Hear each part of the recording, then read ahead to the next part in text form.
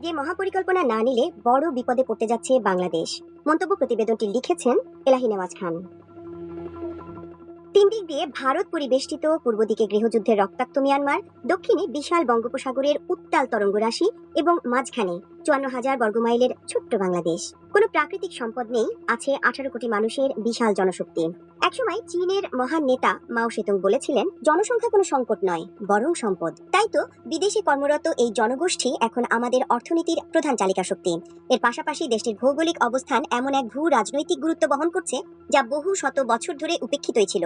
এই গুরুত্ব একদিকে যেমন আমাদের মাথা উঁচু করে দাঁড়ানোর অনুপ্রেরণা যোগায়, তেমনি পরাশক্তিগুলোর সেন দৃষ্টি আমাদের কৌশলী হতেও শেখাচ্ছে।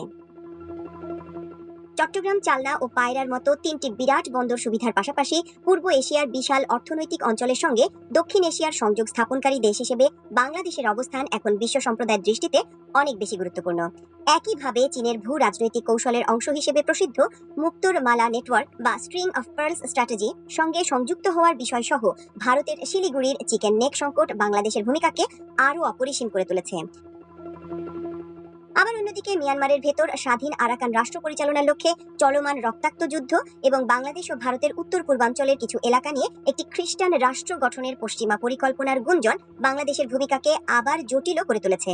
ঠিক এরকম একটি প্রেক্ষাপটে বাংলাদেশের সামরিক শক্তির ব্যাপক উত্থান ও সম্প্রসারণের বিষয়টি এখন সময়ের দাবিতে পরিণত হয়েছে।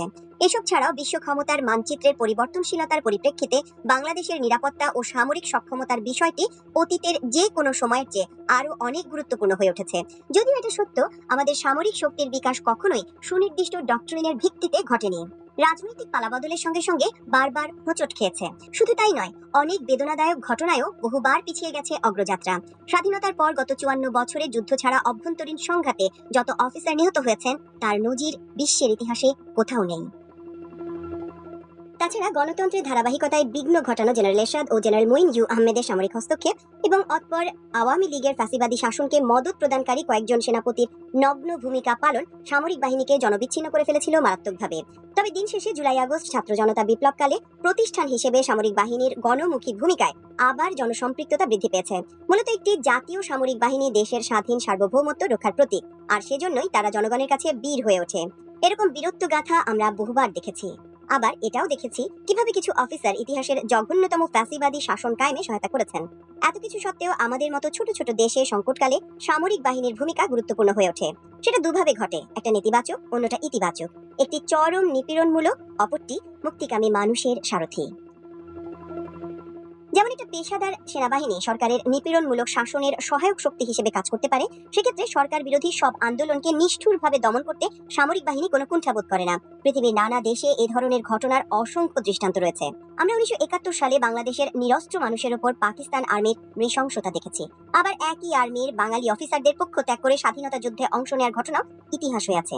মেজর জিয়াউর রহমান স্বাধীনতার ঘোষণা করে দিশাহারা জাতিকে যেভাবে অনুপ্রাণিত করেছিলেন তাও ইতিহাসের উল্লেখযোগ্য ঘটনা।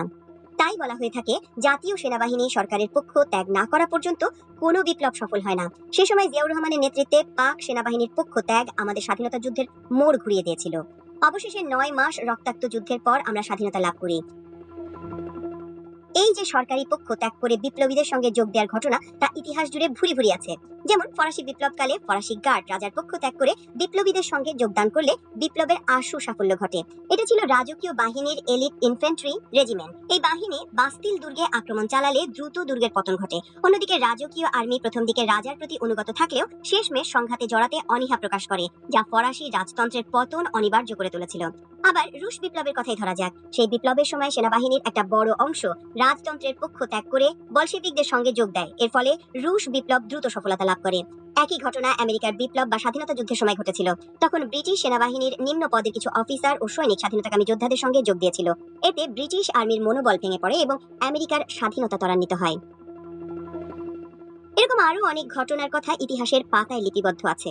তবে সর্বশেষ 21 শতাব্দীতে বাংলাদেশে জুলাই আগস্টের বিপ্লবের সময় ফ্যাসিস্ট হাসিনা সরকারের আদেশে বিপ্লবীদের উপর গুলি চালাতে অস্বীকৃতি জানিয়ে এবং সরকার পরিবর্তনে অনুঘটকের কাজ করে বাংলাদেশের সামরিক বাহিনীও ইতিহাস হয়ে গেছে। ঠিক যেভাবে ফরাসি রাজকীয় বাহিনী অনীহা প্রকাশ করে ফরাসি বিপ্লব সফল করেছিল। আজ এই পটভূমিতে আমাদের উপলব্ধি করার সময় এসেছে যে একটি স্বাধীন দেশের সামরিক বাহিনী অন্য দেশের অধীনস্থ হয়ে থাকতে পারে না। এই ধরনের পরিস্থিতিতে কোনো দেশের পক্ষে স্বাধীনভাবে পররাষ্ট্রনীতি পরিচালনা করা অসম্ভব হয়ে পড়ে। সম্প্রতি সেনাপ্রধান জেনারেল ওয়াকারুজ্জামান বলেছেন, শক্তিশালী প্রতিরক্ষা ছাড়া পররাষ্ট্রনীতি সম্ভব নয়। বিগত আওয়ামী ফ্যাসিবাদী শাসনামলে সেটাই ঘটেছিল। আওয়ামী লীগ সরকার শুধু ক্ষমতায় টিকে থাকার স্বার্থে বাংলাদেশকে ভারতের একটি অধীনস্থ রাষ্ট্রে পরিণত করেছিল। অতি সম্প্রতি বাংলাদেশের প্রধান উপদেষ্টা ডক্টর মোহাম্মদ ইউনূস চীন সফরকে কেন্দ্র করে ভারতের প্রতিক্রিয়া দেখে তাই মনে হচ্ছে, দেখে শুনে মনে হচ্ছে ভারতের সঙ্গে সলা পরামর্শ না করে এই ধরনের কোনো সফর আওয়ামী শাসনামলে হয়তো কল্পনাই করা যেত না। নিশ্চয়ই সে সময় শেখ হাসিনার চীন সফর ছিল ভারতের অনুমতিক্রমে, যা ভারতের পররাষ্ট্রনীতির ক্ষেত্রে কোনো ধরনের বিঘ্ন ঘটাবে না বলে নিশ্চয়তা ছিল। এতে আমাদের পররাষ্ট্রনীতি কতটা ভারত নির্ভর ছিল তা প্রতিফলিত হয়েছে, যা ভ্যাসেল স্টেট অর্থাৎ অধীনস্থ রাষ্ট্রের ক্ষেত্রে ঘটে থাকে। ইতিহাসে এ ধরনের অধীনস্থ রাষ্ট্রের দৃষ্টান্ত অনেক আছে। একদা নরওয়ে আমেরিকার ভ্যাসেল স্টেট ছিল। দেশটির পররাষ্ট্রনীতি আমেরিকা নিয়ন্ত্রণ করত। বাংলাদেশের স্বাধীনতা যুদ্ধ চলাকালে ভারত তৎকালীন স্বাধীন বাংলা সরকারের প্রধানমন্ত্রী তাজউদ্দিন আহমেদের সঙ্গে যে 7 দফা চুক্তি স্বাক্ষর করেছিল, তাতে ভারতীয় সমরবিদদের তত্ত্বাবধানে এমন একটি আধা সামরিক বাহিনী গড়ে তোলার কথা ছিল, যা অস্ত্রশস্ত্রে ও সংখ্যায় নিয়মিত বাহিনীর চেয়ে বড় হবে। পরে ওই চুক্তির আলোকে রক্ষী বাহিনী গঠিত হয়। ওই চুক্তির আরেকটি ধারায় বলা হয়েছিল, বাংলাদেশের পররাষ্ট্রনীতি ভারতের পররাষ্ট্রনীতির অনুরূপ হবে। তার অর্থ এই দাঁড়ায় যে বাংলাদেশের কোনো শক্তিশালী সশস্ত্র বাহিনী থাকবে না, থাকবে না কোনো স্বাধীন পররাষ্ট্রনীতি। তাই দেখা যাচ্ছে আওয়ামী লীগ স্বাধীনতার এত বছর পরও ভারতের সঙ্গে তার পুরনো আঁতাত থেকে কখনো বেরিয়ে আসতে পারেনি।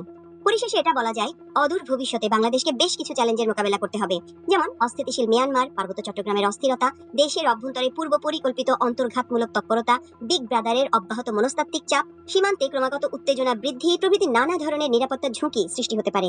এসব মোকাবেলায় রাজনৈতিক ও সামরিক নেতৃত্বের যৌথ মহাপরিকল্পনা প্রণয়ন জরুরি হয়ে পড়েছে। তা না হলে অচিরেই বাংলাদেশকে বড় ধরনের বিপদে পড়তে হবে।